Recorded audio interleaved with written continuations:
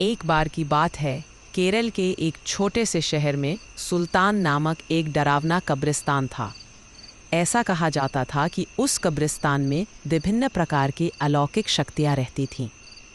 एक चांदनी रात को बिली, लूसी और रोहित तीन दोस्त कब्रिस्तान के किनारे पर एकत्रित हुए।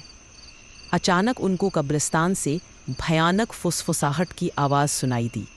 आवाज़ कहाँ से आ रही है यह देखने के लिए वे हाथ में टॉर्च लेकर सावधानी से कब्रिस्तान के गेट से अंदर घुसे। जैसे ही वे कब्रिस्तान में दाखिल हुए, हवा तेज़ चलने लगी।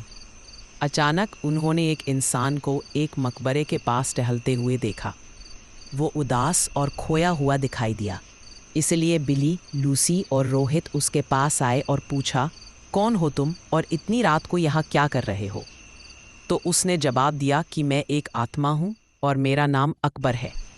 अकबर ने उन्हें उस भयानक अभिशाप के बारे में बताया जो इस कब्रिस्तान के सभी आत्माओं को परेशान करता था।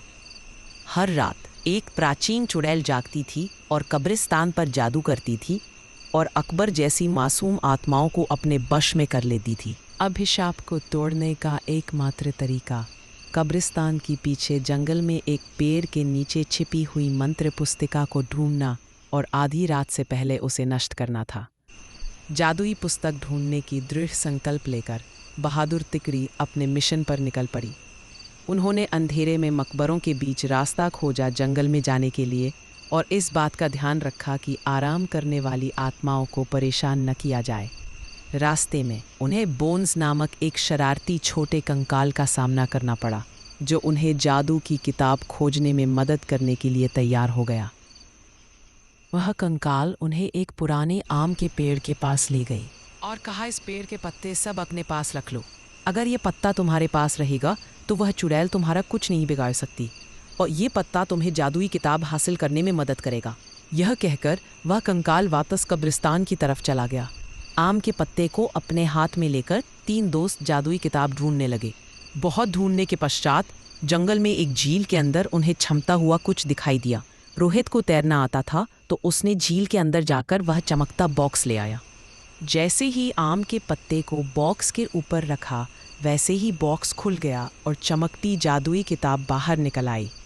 आधी रात करीब आते ही वे तीनों अपने हाथों में जादू की किताब लेकर श्राप को तोड़ने के लिए कब्रिस्तान की तरफ बढ़े।